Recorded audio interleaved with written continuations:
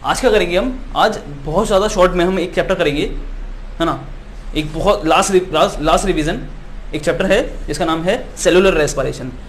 11th bio का plant physiology का chapter है जिसका नाम है सेलुलर रेस्पिरेशन या फिर रेस्पिरेशन, तो उसके बारे में बात करेंगे, है ना। और बहुत शॉर्टली हम क्या करेंगे, उसमें 3-4 चीज़ आती हैं, glycolysis, Krebs cycle, electron transport chain, amphibolic pathway, है ना, ये सारी चीज़ आती हैं, है ना। और फर्मेंटेशन वगैरह भी आता है थोड़ा बहुत, है ना। तो इनको देखते हैं क्या होता है ना, कैसे होता है। और बहुत शॉर्टली हम करने की कोशिश करेंगे, स्टेप याद करने की कोशिश करेंगे, है ना। ग्लाइकोलाइसिस के स्टेप याद नहीं होते हैं, याद करेंगे। क्रेब्स साइकिल को कैसे याद करते हैं, करेंगे, है ना। इलेक्ट्रॉन ट्रांसपोर्ट चेन को और समझेंगे, है ना, उसमें भी कन्फ्यूजन होता है बहुत ज़्यादा। तो बात करते हैं रेस्पिरेशन की, क्या क्या पढ़ेंगे इसके अंदर हम इसके अंदर पढ़ेंगे एरोबिक रेस्पिरेशन, एनारोबिक रेस्पिरेशन। और एरोबिक एनारोबिक में दोनों में एक प्रोसेस होता है कॉमन, दोनों में कॉमन होता है ना, उसको बोलते हैं ग्लाइकोलाइसिस। ग्लाइको क्या स्पेलिंग होती है ग्लाइकोलाइसिस, ग्लाइकोलाइसिस, है ना, जो दोनों में क्या होता है, कॉमन होता है ना। एक स्टेप होता है, इसको बोलते हैं, है ना, क्रेब्स साइकिल। क्या बोलते हैं, अच्छा ये तो इसमें भी होगा और इसमें भी होगा, है ना, दोनों के अंदर होता है, एरोबिक में भी होगा ग्लाइकोलाइसिस और एनारोबिक कंडीशन में भी होगा, है ना। और एक होता है क्रेब्स साइकिल जो सिर्फ इसमें होता है ना, इसमें ये भी होगा और क्रेब्स साइकिल भी होगा, क्रेब्स साइकिल,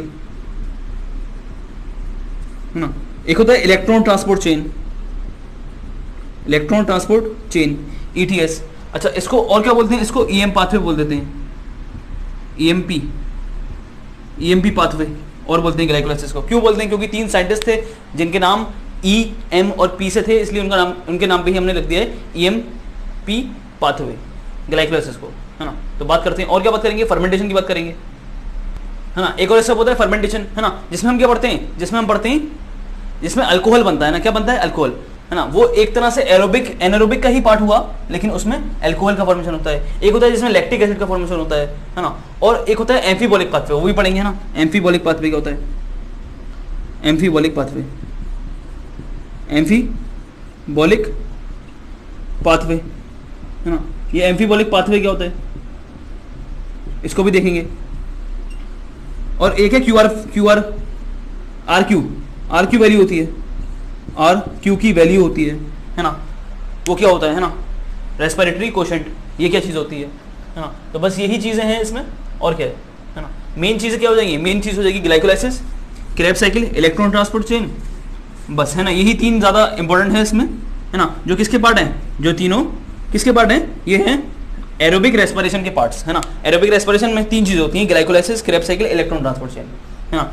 जिसमें ग्लाइकोलाइसिस जो है वो इसमें भी होता है, एनारोबिक में, है ना, और एरोबिक में भी होता है ना। क्रेब्स साइकिल और इलेक्ट्रॉन ट्रांसपोर्ट चेन यहाँ पर नहीं होंगी, सिर्फ कहाँ होती है, ये सिर्फ एरोबिक रेस्पिरेशन में होगी।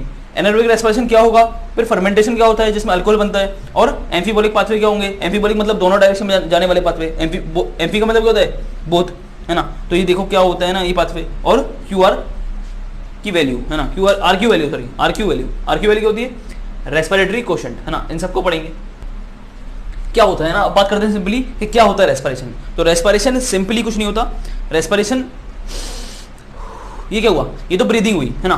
तो ये ब्रीदिंग है, रेस्पिरेशन क्या है, जो अंदर जाके प्रोसेस हो रहा है ना। और सेलुलर रेस्पिरेशन पढ़ेंगे हम यहाँ पर, क्या पढ़ेंगे, सेलुलर रेस्पिरेशन। तो जो ऑक्सीजन अंदर जा रही है, ये सेल के अंदर जाके क्या कर रही है, ऑक्सीजन जो अंदर गई वो हमारे सेल के अंदर पहुंचेगी, एक सेल के अंदर, है ना। जितने भी सेल हैं बॉडी में, या जितने भी सेल्स हैं प्लांट की बॉडी के अंदर, है ना, जितनी भी सेल्स हैं किसी भी ऑर्गेनिज्म के अंदर, तो उस हर एक सेल के अंदर ऑक्सीजन पहुंचेगा। और वो ऑक्सीजन क्या करेगा, तो वो देखेंगे हम सेलुलर रेस्पिरेशन में, है ना। तो होता क्या है, एक हमें चाहिए होता है कार्बन सोर्स। सिंपल सी बात है, हर चीज चलती है एनर्जी के बेस पे, है ना। हर चीज को चाहिए एनर्जी, हर चीज को एनर्जी चाहिए। तो एनर्जी का सोर्स होता है कार्बन सोर्स, है ना। कार्बन होता है एनर्जी का सोर्स, यानी कि कोई भी ऐसी चीज जिसमें कार्बन है उसका ऑक्सीडेशन करा दो और एनर्जी हासिल कर लो, सिंपल ये प्रोसेस है। कोई भी ऐसा कार्बन सोर्स जिसका ऑक्सीडेशन कराओ, है ना, उसको बंद करो और उससे क्या निकाल लो, एनर्जी निकाल लो, है ना। और मोस्टली जो हम कार्बन सोर्स को जलाते हैं वो ऑक्सीजन की प्रेजेंस में जलाते हैं, तो उसको बोलते हैं एरोबिक रेस्पिरेशन। अगर कार्बन सोर्स को हम जलाएंगे या फिर उसको ऑक्सीडाइज करेंगे विदाउट प्रेजेंस ऑफ ऑक्सीजन, तो वो हो जाएगा एनारोबिक रेस्पिरेशन, है ना। तो बात करते हैं सिंपली कि क्या होता है रेस्पिरेशन, है ना। तो क्या होता है, इसमें एनर्जी निकलती है in the form of ATP जो कि स्टोर हो जाती है। बात करते हैं ना, लिख देता हूं मैं इसको थोड़ा बहुत, है ना। ऑक्सीडेशन ऑफ कार्बन सोर्स, पहली बात तो हो गई ऑक्सीडेशन ऑफ फूड, रेस्पिरेशन क्या है? Oxidation of food. अच्छा, फूड जो भी हम खाते हैं वो सब कार्बन सोर्स है, सिंपल सी बात है ना, कार्बन ही कार्बन है उसमें, है ना, प्रोटीन हो चाहे वो फैट हो चाहे वो कार्बोहाइड्रेट हो। जब फूड का ऑक्सीडेशन करेंगे तो क्या होगा? एनर्जी रिलीज होगी, सिंपल सी बात। और एनर्जी किस फॉर्म में स्टोर हो जाएगी? एनर्जी स्टोर हो जाएगी इन the form of stored in the form of ATP. ये एटीपी क्या है भाई? एटीपी क्या है? एनर्जी की यूनिट है। क्या मैं बताऊं एटीपी क्या होता है? देखो जरा, एटीपी की फुल फॉर्म जानते हो? Adenosine triphosphate. अच्छा, एडिनोसाइन क्या होता है अगर मैं बोलूं आपसे? तो एक पेंटोस शुगर ले लो, इसमें क्या जोड़ दो? नाइट्रोजन बेस जोड़ दो। और नाइट्रोजन बेस कौन सा जोड़ना है? एडिनिन। एडिनिन जानते हो, है ना, तुम लोग जानते हो, है ना, सब 11th 12th पढ़ोगे तो आप जानते हो एडिनिन क्या होता है ना। एडिनिन आपने क्या जोड़ दिया? एक नाइट्रोजन बेस है और इसमें आप इसको आपने क्या जोड़ दिया? राइबोस शुगर के साथ जोड़ दिया। इसको बोलते हैं एडिनोसाइन। यहां पे ये आएगा क्या? एडिनोसाइन, है ना। एडिनिन को एक राइबोस शुगर के साथ जोड़ दिया, है ना, तो क्या बन गया? ये बन गया एडिनोसाइन। और इसमें क्या जोड़ देना है आपको? ये राइबोस भी हो सकता है, डीऑक्सी राइबोस भी हो सकता है ना।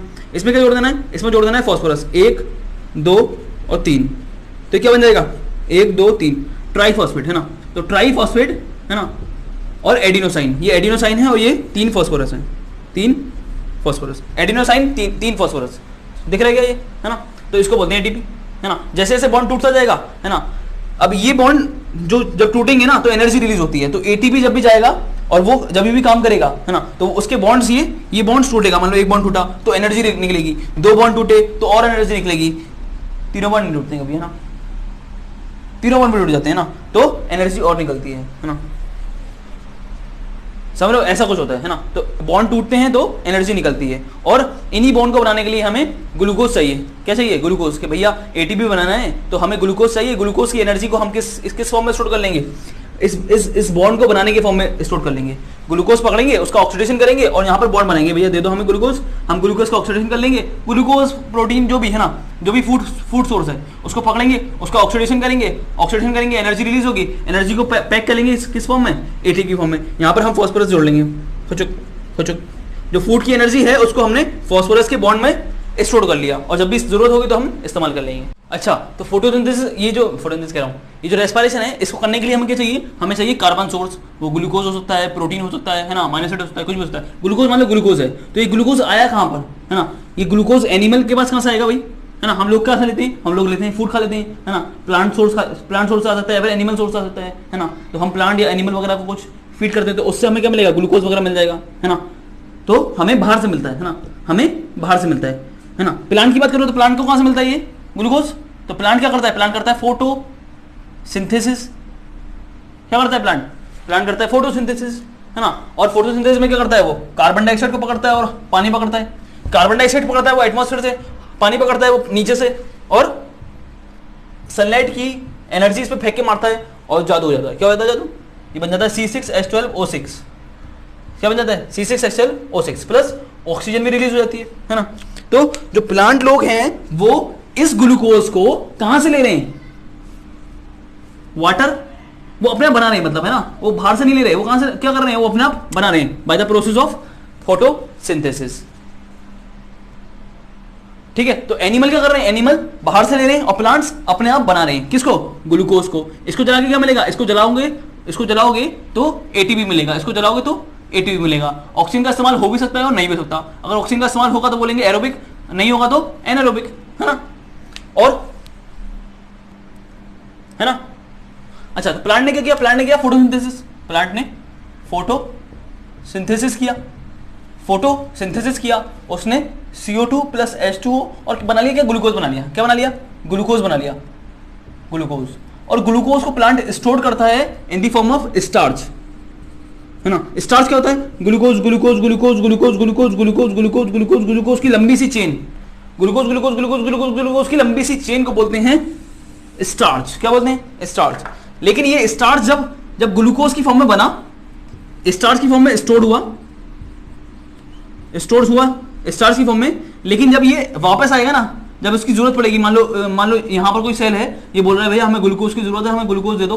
तो जब ग्लूकोज स्टार्च निकलेगा भैया यहाँ पर स्टोर रखा हुआ है, यहाँ पर हमारा गोडाउन है, गोडाउन में क्या रखा हुआ है, स्टार्च स्टोर्ड है, स्टार्च को निकालेंगे और लेके जाएंगे किसी एक सेल तक, तो वो स्टार्च की फॉर्म में नहीं जाएगा, किसकी फॉर्म में जाएगा, वो जाएगा सुक्रोज की फॉर्म में। सुक्रोज की स्पेलिंग क्या होती है, सुक्रोज, है ना, क्या स्पेलिंग होती है, सुक्रोज। अच्छा, सुक्रोज क्या होता है, सुक्रोज होता है ग्लूकोज प्लस फ्रक्टोज। तो जो हमारे सेल के पास जाएगा वो ग्लूकोज भी जाएगा और फ्रक्टोज भी जाएगा, है ना, और ग्लूकोज और फ्रक्टोज का तकरीबन सेम पाथवे होता है, क्योंकि दोनों क्या है एक दूसरे के, दोनों एक दूसरे से आइसोमर है, दोनों एक दूसरे के आइसोमर है, क्या है, दोनों एक दूसरे के आइसोमर। तो इस फॉर्म में ग्लूकोज बन रहा है प्लांट में, इस फॉर्म में स्टोर हो रहा है और इस फॉर्म में ट्रांसफर हो रहा है। क्या हो रहा है, ट्रांसफर, क्या हो रहा है, इस फॉर्म में ट्रांसफर हो रहा है ना। ट्रांसफर किस फॉर्म में हो रहा है, स्टोर किस फॉर्म में हो रहा है, बन किस फॉर्म में रहा है, बन रहा है ग्लूकोज की फॉर्म में फोटोसिंथेसिस के थ्रू, और स्टोर हो रहा है स्टार्च की फॉर्म में, और प्लांट उसको जो ट्रांसपोर्ट करेगा वो सुक्रोज की फॉर्म में करेगा। सुक्रोज क्या होता है, ग्लूकोज प्लस फ्रक्टोज। तो जाएगा जब सेल के पास, तो सेल के पास ग्लूकोज भी पहुंचेगा और फ्रक्टोज भी पहुंचेगा, दोनों का पाथवे सेम होता है, क्योंकि ग्लूकोज से जब ग्लाइकोलाइसिस होगा तो आप देखोगे फ्रक्टोज बनता है ना। समझ पा रहे हो मेरी बात को, क्या कहना चाह रहा हूं मैं, रिवीजन कर रहे हैं हम तो थोड़ा सा तेज हो रहा है।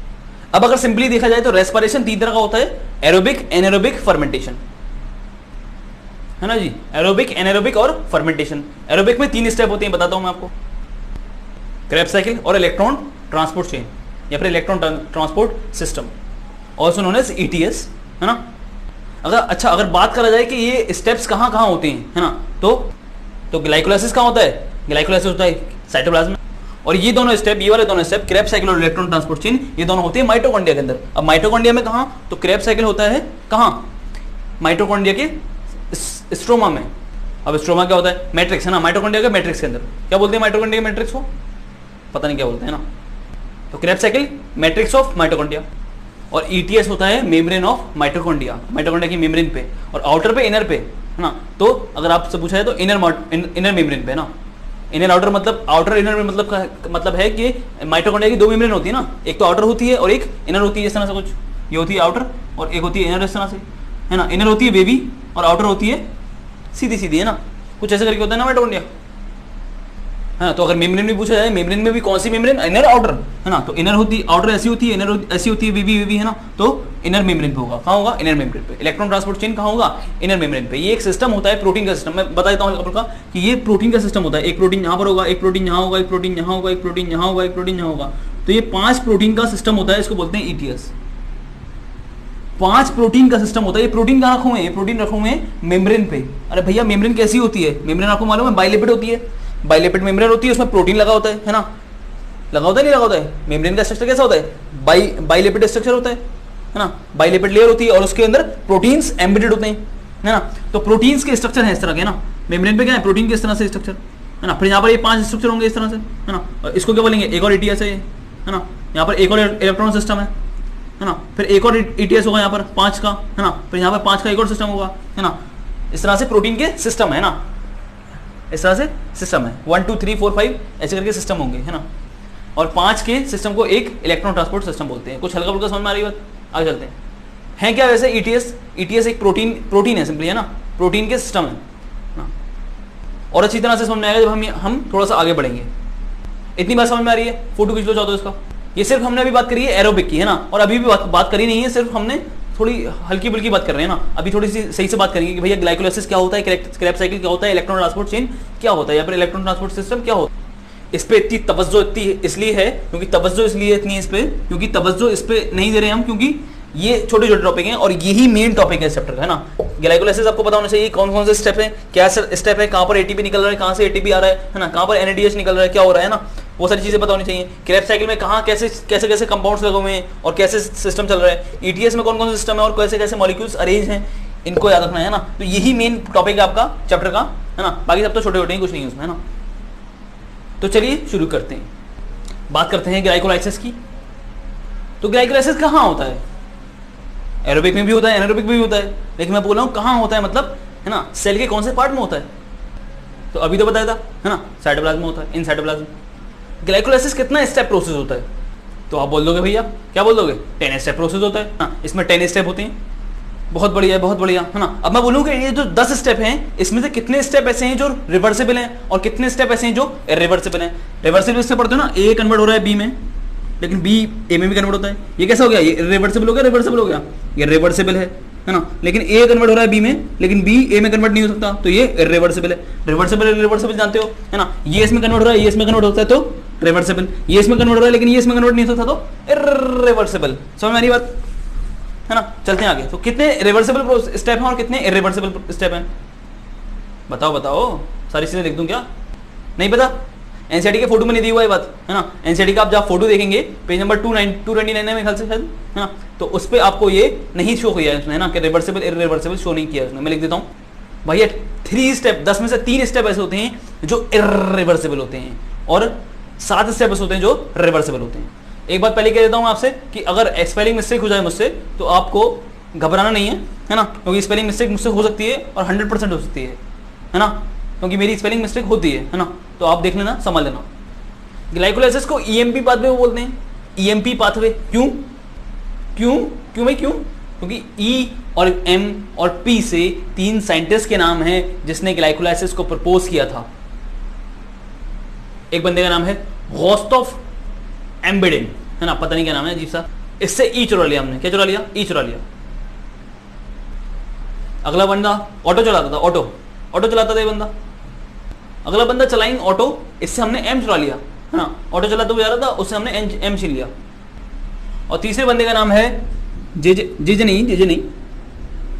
जे पारस, है ना, पारस नहीं, पारनस, NAS, पारनस, है ना, इससे हमने पी निकाल लिया, इससे एम, इससे ई, इससे पी, तो नाम हो गया ईएमपी पाथवे, है ना। नाम ज्यादा इंपॉर्टेंट इनके नहीं है बंदों के, है ना, रटने की जरूरत नहीं है। ईएमपी पाथवे बोलते हैं, याद रखना है, लेकिन ये नाम एनसीईआरटी में दिए हुए हैं।